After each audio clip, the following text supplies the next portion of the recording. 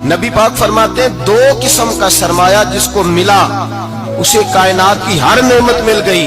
और हुजूर ने फरमाया मैं अपने गुलामों को नसीहत करता हूँ ये दो दौलतें ऐसी हैं जो अल्लाह से मांगा करें, सुबह शाम रब करीम से इन दो पैसों का सरमाए का इस खजाने का सवाल करें, ये मिल गए तो तुम्हें हर शय मिल गई।